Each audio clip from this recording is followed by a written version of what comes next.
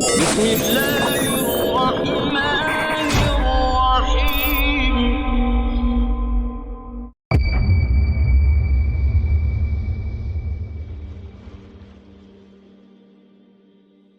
C'est un sujet d'une importance capitale dans cette quête de vérité.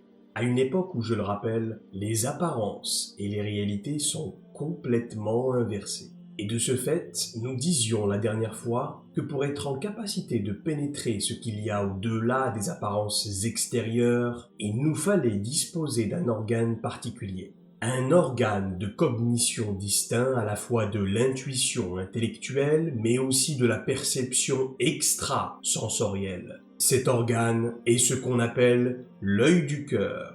Et malheureusement, chez la plupart des gens de nos jours, cet œil est atrophié par l'influence séculaire du matérialisme, mais aussi par l'influence, souvenez-vous, du littéralisme religieux. Cet œil restera aussi fermé si nous devenons victimes, comme très souvent, de l'attrait séducteur des pseudo-spiritualités qui assimilent trop facilement notre conscience à un absolu impersonnel, ne laissant aucune place à l'expérience de la prière et à l'expérience de la vision théophanique. Que nous nous réduisions à rien d'autre que la matière chez les littéralistes, ou que d'un autre côté, nous identifions notre être uniquement à l'esprit chez ces adeptes du tourisme spirituel, dans les deux cas, l'âme restera finalement ignorée et elle continuera à vivre en exil dans le cœur. Et c'est le constat de la conscience humaine d'aujourd'hui. Ce qui est très intéressant, c'est qu'au moment où notre monde est en train de pénétrer dans l'obscurité la plus totale et la plus épaisse de toute l'histoire de l'humanité, nos capacités de vision sont au plus mal. Raison pour laquelle il sera crucial de nos jours de redécouvrir ce continent perdu du cœur humain. Cette capacité de pénétrer ce qui est au-delà de l'apparence extérieure de la situation, Zahiriya, pour atteindre, incha'Allah, la réalité intérieure de celle-ci, Batiniya. Et nous commençons avec ce célèbre hadith sur le Dajjal, et notez que notre sujet n'est pas encore celui de l'Antéchrist. Al-Masih al-Dajjal. On parlera d'Al-Dajjal très bientôt, incha'Allah, mais ce n'est pas le sujet principal de ces conférences. Et pourtant, nous sommes obligés de le mentionner. Pourquoi ? Parce que le concept d'Al-Masih al-Dajjal est intimement lié à celui de la vision et de la perception de la réalité. Nabi Muhammad sallallahu ta'ala alayhi wa ala alihi wa sahbihi wa sallam a dit un jour: tous les prophètes de Dieu ont averti leurs peuples respectifs concernant l'Antéchrist, Dajjal. Mais je vais vous dire quelque chose à propos de lui que personne n'a encore jamais dit. Dajjal ne voit qu'avec son œil gauche. Il est aveugle de son œil droit, qui ressemble à un raisin flottant. Donc, cela veut dire que l'Antéchrist sera borgne. Mais votre Seigneur, lui, n'est pas borgne, dit le messager d'Allah sallallahu alayhi wa sallam, qui continue sa déclaration en disant: entre ses deux yeux seront écrites les lettres Kafara, et chaque mu'min sera en mesure de voir les lettres sur son front. Notez qu'ici, le prophète sallallahu alayhi wa sallam ne dit pas chaque musulman, non, il dit chaque mu'min, c'est-à-dire celui ou celle dont le cœur a développé de la lumière, iman. Et on reviendra sur cette définition que beaucoup de gens ne comprennent pas. La différence entre le mu'min, le croyant, et le muslim, le musulman. Chaque mu'min, dit le prophète, chaque croyant pourra lire sur son front le mot kafir, qu'il sache lire ou qu'il soit illettré. Et cette citation prophétique est de loin le hadith le plus important à propos du concept d'Al-Masih al-Dajjal. Et pourtant, cette information a été gardée secrète par Allah subhanahu wa ta'ala jusqu'à la dernière époque. Muhammad sallallahu alayhi wa sallam étant le dernier prophète. Pourquoi ? Pourquoi est-ce que Dieu occulterait cette information cruciale pendant toute l'histoire de l'humanité pour ne la révéler qu'à la fin des temps? Et quelle est exactement l'implication de cette information à notre époque actuelle? Si le croyant peut lire sur le front de l'Antéchrist, cela veut donc dire logiquement qu'Abu Lahab ne peut pas lire sur son front. Abu Lahab ne peut pas lire sur le front d'Al-Masih ad-Dajjal. Alors que Ali ibn Abi Talib, karramallahu wajhu wa salamullah wa ridwanuhu alayh, lui peut lire les lettres kafara sur son front. Mais pourtant, on constate qu'Abu Lahab a lui aussi, tout comme Ali, des yeux en parfaite santé. Alors pourquoi est-ce que Abu Lahab ne peut pas lire sur le front d'Ad-Dajjal alors que Ali lui le peut? Et serait-il donc possible que Ali ibn Abi Talib ne voit pas avec ses yeux physiques? Mais alors, serait-il donc possible que nous ayons d'autres yeux en dehors de ces yeux physiques? Le monde de la science séculaire et le monde du littéralisme religieux disent non. Et la médecine moderne et les sciences académiques disent non. Et l'université et l'éducation nationale et les gouvernements du monde entier disent non, nous n'avons pas d'autres capacités visuelles en dehors de ces yeux. Non, nous n'avons pas d'autres capacités auditives en dehors de ces oreilles. Non, nous n'avons pas d'autres capacités d'acquérir du savoir et de la connaissance en dehors de ce que perçoivent nos 5 sens et nos capacités rationnelles et cognitives. Mais le Coran, lui, souvenez-vous, nous dit oui. Le Coran nous dit qu'en plus de cette vision extérieure, nous aurions aussi une capacité de vision intérieure. La capacité de voir et de percevoir ce qui ne se voit pas avec notre sens de la vue physique. La capacité de pénétrer ce qui est au-delà de l'apparence extérieure pour atteindre la réalité intérieure. La capacité de voyager au-delà de notre plan d'existence et de perception matérielle pour atteindre l'essence de la réalité immatérielle. Mais alors comment se fait-il que de nos jours, nos capacités de discernement sont en chute libre, littéralement, et cela même chez les ulama, les savants d'aujourd'hui qui sont les plus touchés, subhanallah. Et Allah subhanahu wa ta'ala nous en donne la parfaite explication dans son livre en dirigeant toute notre attention sur la fin des temps. Dans cette petite sourate qui est très certainement le plus grand avertissement divin concernant la vie d'ici-bas. Lorsqu'il dit Ba'd a'udhu billahi minash shaitanir rajim, bismillahir rahmanir rahim, wal 'asri innal insana lafi khusr. Allah jure ici par le temps qui s'écoule. Et écoutez bien, wal 'asr.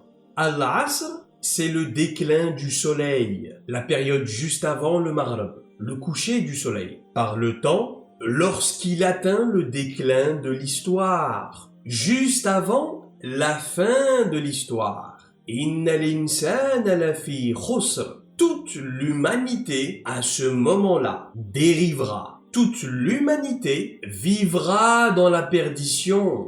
Et par conséquent, nous pouvons partir du postulat que l'évolution de la conscience humaine est chronologiquement décroissante, car le pic de son déclin aura lieu à la fin des temps selon Allah subhanahu wa ta'ala. L'être humain se dirige progressivement vers al-khusr, la perdition, la misère intellectuelle et spirituelle. Illa alladhina amanu wa amilu salihat. Sauf, qui seront les épargnés? Ceux qui mettent en œuvre le dépôt confié, c'est-à-dire ceux qui ont la foi et qui accomplissent les œuvres d'excellence. Maintenant, écoutez attentivement. Quand vous avez la foi dans votre cœur et que vous accomplissez les œuvres d'excellence, eh bien ce n'est pas encore suffisant.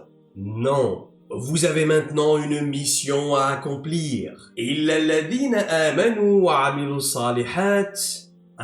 Qu'est-ce qui vient compléter le verset juste après ça? وَتَوَاصَوْا بِالْحَقِّ وَتَوَاصَوْا بِالصَّبْرِ. Et s'exhortent mutuellement à la vérité et s'exhortent mutuellement à la patience. At-tawasi. At-tawasi est le verbe par lequel un individu exhorte une autre personne, à la vérité en l'occurrence. Et qu'est-ce que ça veut dire exactement? Eh bien, cela veut dire qu'après avoir développé de la foi dans votre cœur, et après vous êtes appliqué à l'excellence dans le comportement, à ce moment-là, vous devez exhorter à la vérité. Autrement dit, votre référentiel de vie doit devenir la vérité absolue. Et il ne peut pas en être autrement. Écoutez attentivement. Toute ascension spirituelle, dans sa dimension verticale, doit toujours être conjuguée à un impact horizontal dans la société. C'est-à-dire que cette connexion avec le divin, cette transcendance que je vis avec Dieu, doit servir et ne doit servir qu'à élever les autres autour de moi dans la société. Ça ne peut pas être quelque chose que je vis personnellement dans mon coin. Oh, tu sais, chacun fait ce qu'il veut. Moi, en tout cas, alhamdulillah, je suis sur le droit chemin. Non, ça ne marche pas comme ça. En réalité, Allah subhanahu wa ta'ala t'a donné cette lumière uniquement pour que tu puisses la propager autour de toi. Il t'a donné cette lumière pour que tu puisses servir d'instrument dans son plan divin. Allah veut maintenant se servir de toi pour élever les autres. Vous devez devenir la bannière de la vérité. Kuntum khayra ummatin ukhrijat linnas. Dit Allah subhanahu wa ta'ala, vous êtes la meilleure communauté qu'on ait fait émerger pour l'humanité. Ta'muruna bil ma'ruf wa tanhauna 'anil munkar. Vous prenez la droiture et blâmez le mal. Et oui, si cette lumière n'est pas mise au service des autres, je progresse, je m'avance, je chemine et je suis meilleur que les autres maintenant. Si cette lumière n'est pas mise au service de la propagation de la vérité, que va-t-il se passer d'après vous? Je vais vous dire ce qui va se passer. Très simplement, Allah subhanahu wa ta'ala va retirer la lumière de votre cœur. Et votre cœur va finir par s'aveugler. En revanche, si je comprends que je dois jouer le rôle de la lanterne dans l'obscurité, si je transmets à mon tour ce qu'Allah subhanahu wa ta'ala m'a enseigné comme sagesse et comme connaissance, et si j'incarne cette vérité absolue qui prône le bien et la droiture, et qui blâme le mal et l'injustice, alors se produira l'étincelle, l'activation de l'œil du cœur. Et que se passe-t-il quand cet organe de l'œil du cœur est activé? وَعَلَّمْنَاهُ مِنْ لَدُنَّا عِلْمًا. Et nous lui avons transmis un savoir émanant directement de nous. Dit Allah subhanahu wa ta'ala au sujet de Khidr alayhi salam, souvenez-vous. Et qu'est-ce que ce savoir émanant directement du divin? Quelle est cette lumière à travers laquelle l'œil du cœur perçoit et pénètre l'essence des réalités?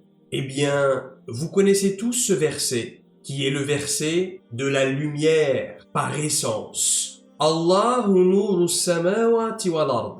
Allah est la lumière des cieux et de la terre. Mathalu nurihi kamishkatin fiha misbah. Sa lumière est semblable à une niche dans laquelle se trouve une lampe. Al-misbahu fi zujaja. La lampe est dans un récipient de cristal. Az-zujajatu ka'annaha kawkabun durriyun. Ce cristal ressemble à un astre de grand éclat. يوقد من شجرة مباركة زيتونة لا شرقية ولا غربية. Son combustible vient d'un arbre béni, un olivier ni oriental ni occidental. Et maintenant écoutez attentivement la fin de ce verset.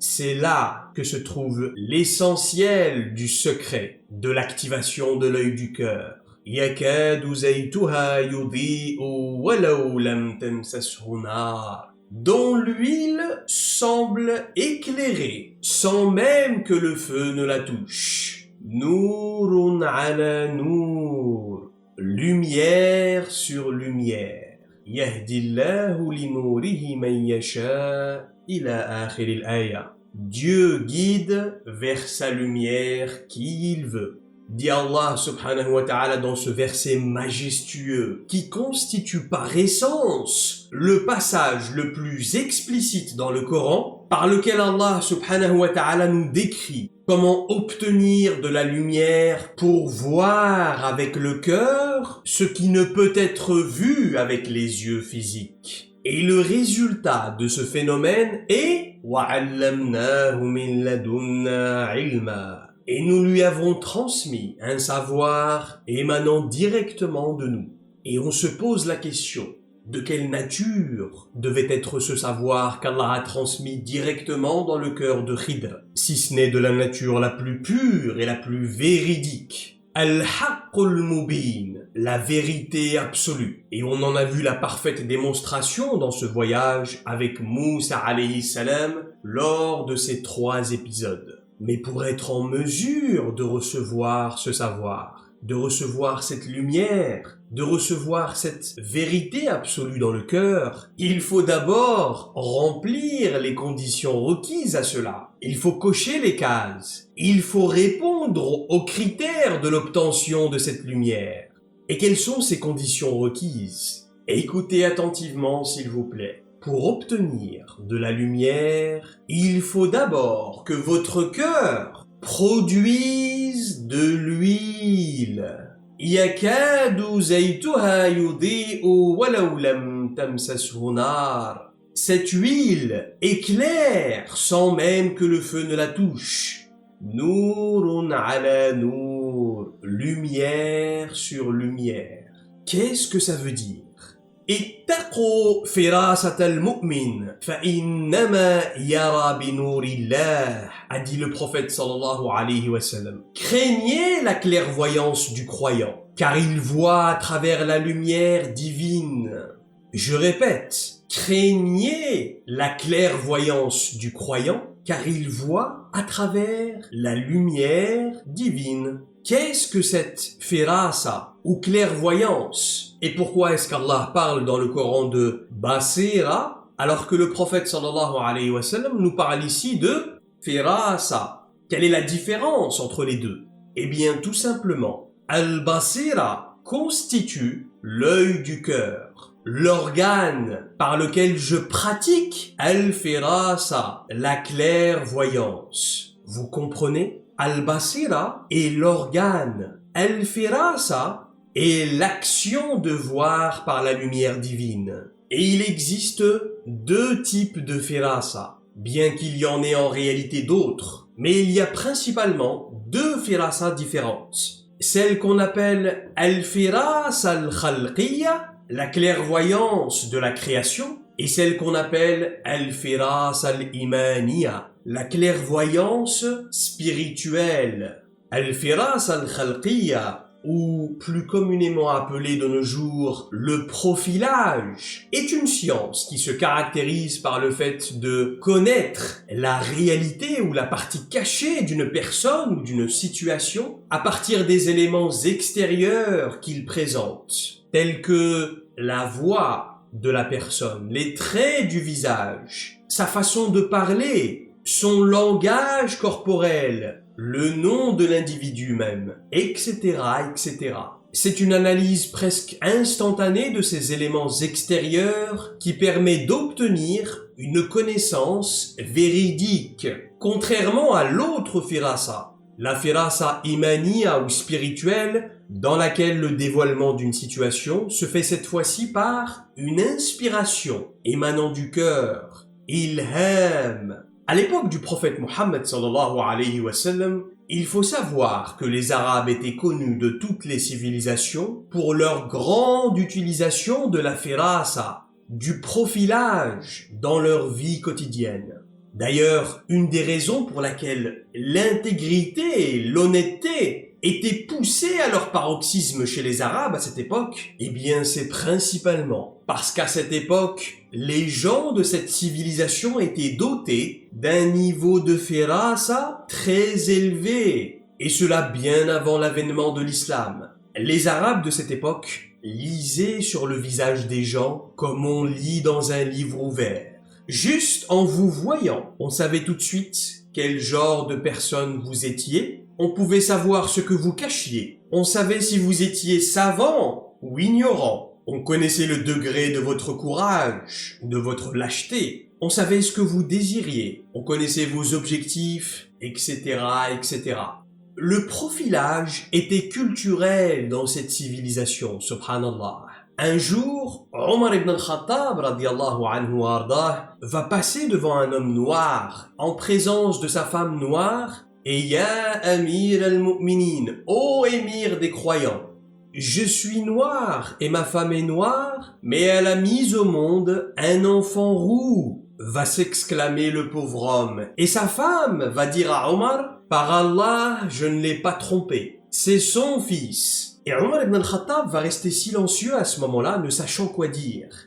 Mais Ali ibn Abi Talib, karramallahu wajhu, qui était présent à ce moment-là, va s'adresser à l'homme et lui dire « Si je te questionne, me répondras-tu sincèrement ?»« Oui, par Allah, dira l'homme. Et Ali dira « Est-ce que tu as consommé avec ta femme pendant qu'elle avait ses menstrues ?» À quoi l'homme répondra par l'affirmatif. Allahu Akbar, va dire Ali.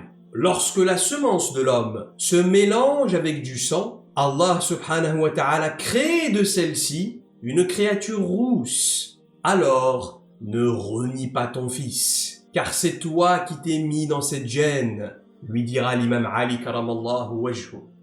Un érudit raconte son histoire en disant « Nous étions chez un salih un jour à Damas et deux hommes sont venus à lui. L'un d'eux lui dit « J'ai vu un rêve et j'aimerais que tu l'interprètes. » Mais le salih va le couper en pleine phrase et lui dire « Tu n'as rien vu, tu es simplement venu me tester. » Et les deux hommes reconnaîtront leur intention et lui diront « Mais comment l'as-tu su ?» À quoi le sage répondra « Lorsque vous êtes venu à moi, j'ai vu sur une de vos capes une tache de sang, et je me suis rappelé du verset dans la sourate Yusuf, وَجَاءُوا عَلَى قَمِيصِهِ بِدَمٍ كَذِبٍ. Et ils apportèrent sa tunique tachée d'un faux sang. Les frères du prophète Yusuf alayhi salam qui voulaient tromper leur père pour occulter la disparition de leur frère, subhanallah. L'imam Malik rahmatullahu alayhi rapporte dans son livre Al-Muwatta qu'un homme croisa le chemin de Omar ibn al-Khattab radiyallahu anhu wa ardah pendant son califat et Omar va lui demander « Comment t'appelles-tu » « Jamra » dira le jeune homme qui se traduit en français par braise. « Jamra fils de qui » « Fils de Shihab » qui se traduit en français par « éclat de feu ». « Et tu viens de quelle ville » Je viens de la Haraqa, qui se traduit en français par la brûlée. Et ta maison se trouve dans quel endroit exactement va lui demander Omar. Elle se situe à Buhayrat an-Nar, le lac du feu, dit le jeune homme. Et à ce moment-là, Omar ibn al-Khattab va le regarder et lui dire « Retourne immédiatement auprès des tiens, car tout a brûlé chez toi. » Et l'homme retournera chez lui, constatant la véracité des propos de Omar, subhanallah.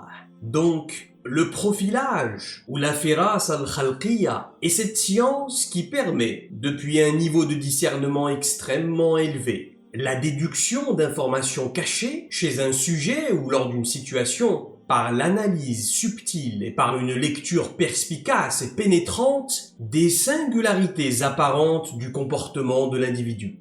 Maintenant, écoutez ce qui va suivre. Si la firas al-khalqiyya ou la science du profilage est déjà très impressionnante, sachez qu'il y a un autre niveau de clairvoyance. Et c'est celui d'al-firas al-imaniyya, la clairvoyance spirituelle. Dans le Coran, 3 cas de clairvoyance spirituelle nous sont racontés. Premièrement, le vizir qui achète Yusuf alayhi salam et qui dit à sa femme « Accorde-lui une généreuse hospitalité. Il se peut qu'il nous soit utile ou que nous l'adoptions comme notre propre enfant. » Deuxièmement, la fille de Shuaïb, celle qui dit au sujet de Moussa alayhi salam « Ô mon père, engage-le ». Et troisièmement, Asiya alayhi salam, la femme de Pharaon, qui a dit à ce moment-là à propos de Moussa alayhi salam lorsqu'elle le recueillit dans le panier « Une réjouissance pour mon œil et pour le tien. Ne le tuez pas, il pourrait certes nous être utile,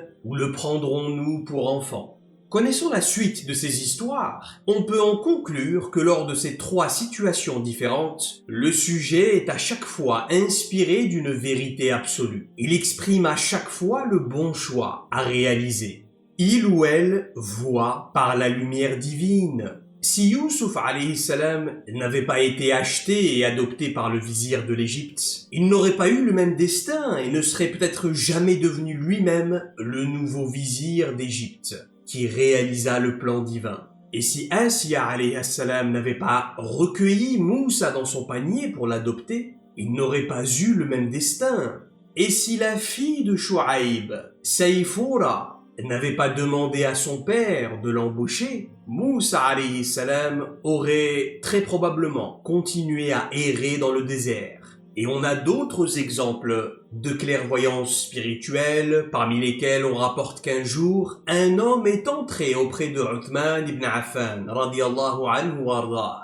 Cet homme entre chez Uthman après avoir contemplé les charmes d'une femme sur son trajet. Et au moment où Uthman va l'apercevoir, il s'exclamera en disant « S'introduit chez moi une personne alors que perdurent les traces du péché sur ses yeux ».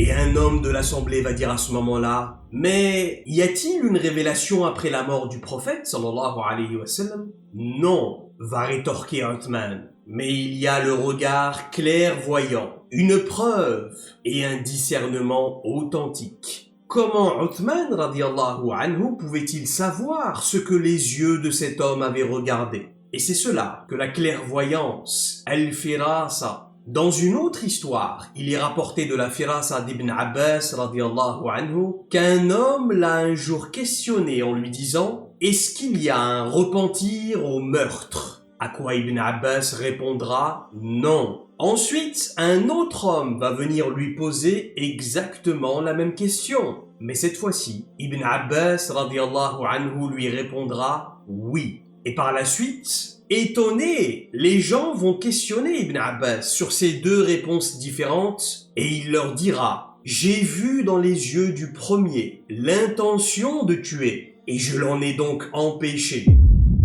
Quant au deuxième, j'ai vu en lui le regret d'avoir tué et je n'ai pas voulu le désespérer. Subhanallah. » Remarquez que les exemples que j'ai choisi de vous raconter ne concernent pas de prophètes ou de messagers. Pourquoi ? Pour que tout le monde comprenne ici que la firasa concerne absolument tout le monde. Il ne s'agit pas de miracle, il s'agit simplement d'une habilité naturelle parmi les habiletés extrasensorielles du cœur. L'imam Ali karamallahu wajhu nous donne un indice sur l'importance de cette faculté de l'œil du cœur en disant, je cite, « Perdre la vue pour le croyant est moins grave que de perdre la clairvoyance. » Ibn al-Qayyim rahmatullahu alayhi dit de cette aptitude, je cite, « La firasa dépend de la force de la foi. Celui qui aura la foi la plus forte aura la firasa la plus poussée. » Et Abu Sa'id al-Kharraz, rahmatullahu alayhi, le grand docteur de Bagdad, a dit de son côté, « Celui qui regarde par la firasa regarde par la lumière de la vérité. Et la substance de son savoir est alors basée sur le vrai, sans négligence ni distraction. Au contraire, cela devient un jugement juste que Dieu manifeste par la langue de son serviteur. Subhanallah. » Et Al-Wasiti rahmatullahu alayhi dit de son côté sur la firasa que la clairvoyance est semblable à des faisceaux de lumière scintillant dans le cœur, permettant d'accéder à des secrets d'une chose de l'invisible à une autre, jusqu'à ce qu'il soit témoin de ces choses de manière véridique. En conséquence, il en parle en connaissance de cause. Et Abu Sulayman ad-Darani rahmatullahu alayhi a dit de son côté, la firasa est un dévoilement de l'âme et une inspection d'al-ghaib, l'invisible. Et celle-ci fait partie de la foi. Et on a même Ibn Taymiyyah rahmatullahu alayhi qui déclare au sujet de la firasa, et je cite encore, plus la foi se renforce dans le cœur, plus se renforcera à lui le dévoilement des choses. Il connaît ainsi leur vérité par rapport à leur fausseté. Et d'un autre côté, plus la foi faiblira dans le cœur, plus le dévoilement faiblira. Et ce type de prodige peut s'illustrer comme suit. Le serviteur entend ce que nul autre que lui n'entend, voit ce que nul autre que lui ne voit, et cela éveillé ou endormi, c'est-à-dire par la vision éveillée ou par le songe, le rêve. Il sait ce que nul autre que lui ne sait par révélation et inspiration ou par la descente d'une science nécessaire ou d'une clairvoyance véridique, dit Ibn Taymiyyah rahmatullahu alayhi. D'autres salihines ont dit à propos de la firasa que ce sont des âmes qui voguent au sein du royaume de l'invisible, al-malakut. Elles sont les témoins privilégiés des secrets de l'invisible. Elles peuvent donc parler sur les secrets de la création avec une parole basée sur le témoignage de l'invisible et non sur la spéculation, subhanallah. Et je pourrais continuer toute la journée à vous citer ce que les ulama et les salihines ont décrit sur ce concept de la firasa, mais malheureusement notre temps est limité. Et on comprend donc petit à petit à quel type de firasa faisait allusion Rasulullah sallallahu alayhi wa sallam lorsqu'il disait « Ittaqu firasat al-mu'min fa innama yara binurillah » Craignez la clairvoyance du croyant, car il voit à travers la lumière divine. On sait maintenant qu'il parlait, bien évidemment, de la clairvoyance spirituelle, al-firas al-imaniya. La réalité de cette clairvoyance spirituelle est une vive inspiration de nature angélique qui vient pénétrer le cœur et dominer immédiatement l'opinion de l'individu. Elle prend place et domine entièrement son cœur comme le lion domine sa proie. En somme, la firas al-imaniya est cette science qui permet de connaître avec certitude, avec un yaqin absolu, l'aspect occulté, l'aspect caché, batini, c'est-à-dire la dimension qui est au-delà de l'apparence extérieure d'une personne ou d'une situation, sans l'usage nécessaire, cette fois-ci, de l'analyse rationnelle et cognitive. Ainsi, à l'aide de cette firasa, nous pouvons par la grâce divine percevoir l'hypocrisie, percevoir l'intention cachée et les anomalies de la trajectoire comportementale, passée ou future des gens. Et par conséquent, il est donc fondamental de faire la part des choses entre cette faculté absolument noble qu'Allah subhanahu wa ta'ala accorde à ses serviteurs sincères et doués d'intelligence et ce qu'on appelle la voyance, qui elle se fait à travers un pacte avec le diable. La première est une intuition angélique et parfois même divine, tandis que la seconde, comme vous le savez, n'est qu'une insufflation satanique. Est-ce qu'une insufflation satanique peut être véridique? Oui, absolument. Les shayatines ont cette capacité d'aller observer des événements futurs et de venir les rapporter aux humains. Mais le prophète sallallahu alayhi wa sallam a dit « Ne croyez jamais ce qu'ils racontent, car sur 100 de leurs paroles, 99 seront mensongères. » Sans parler du fait que, pour obtenir des informations de leur part, il vous faudra leur vendre votre signature énergétique en contrepartie. Et donc, vous leur donnez en fait accès à votre sang. Vous leur donnez accès à votre sang physique, mais aussi à votre sang spirituel. Et à partir de là, ce n'est que le début des problèmes pour vous. Donc, rien à voir avec la firasa, qui elle constitue l'éveil de l'œil du cœur par la lumière divine. Son mécanisme est de nature pure, et donc sa vision est de nature pure. Et par conséquent, l'information obtenue sera de nature pure, comme l'illustre Allah subhanahu wa ta'ala lorsqu'il dit « وَقُلْ جَاءَ الْحَقُّ وَزَهَقَ الْبَاطِلِ إِنَّ الْبَاطِلَ كَانَ زَهُوقًا » La vérité s'est manifestée et le mensonge s'est éteint, car le mensonge est destiné à disparaître. Maintenant, comment obtenir l'éveil de cet organe de l'œil du cœur? Comment produire de cette huile lumineuse dans son cœur? Ah, vous voulez vraiment savoir comment? Mais est-ce que vous êtes prêt à entendre la vérité? Premièrement, sachez que votre cœur ne produira jamais de cette huile si vous vous contentez d'une vie normale de métro, boulot, dodo. Oh, je fais la prière du vendredi à la mosquée, tu sais, c'est déjà bien.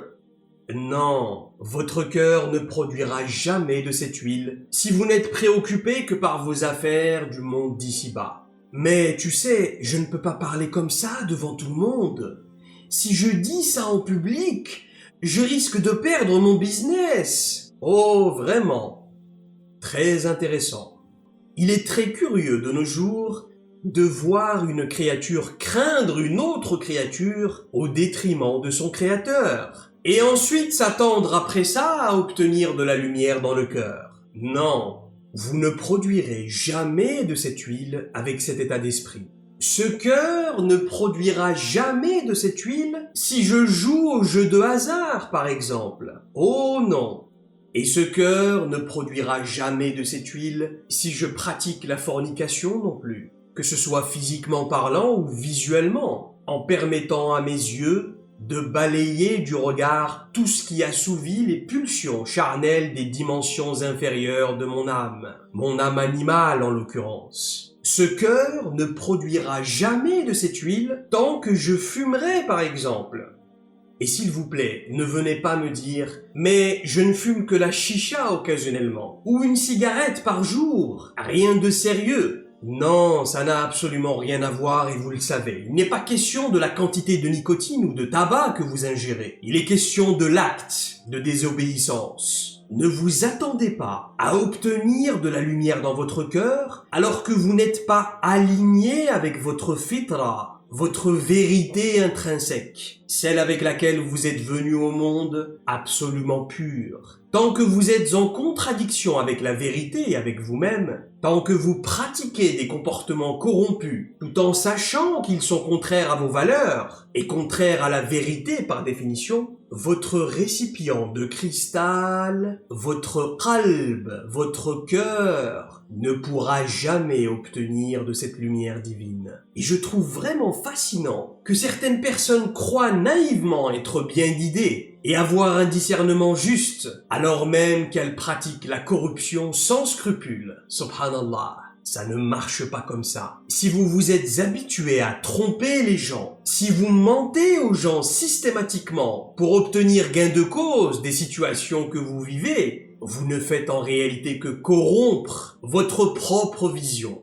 Et c'est quelque chose qui est devenu normal à notre époque. C'est devenu culturel, subhanallah, et à toutes les échelles de la société. Le téléphone sonne à la maison et je dis à mon enfant « Vas-y, réponds à ma place s'il te plaît. Et si on veut me parler, tu dis que je suis pas là. » Subhanallah. Voyez-vous comment on conditionne nos propres enfants à la corruption? Quelle catastrophe.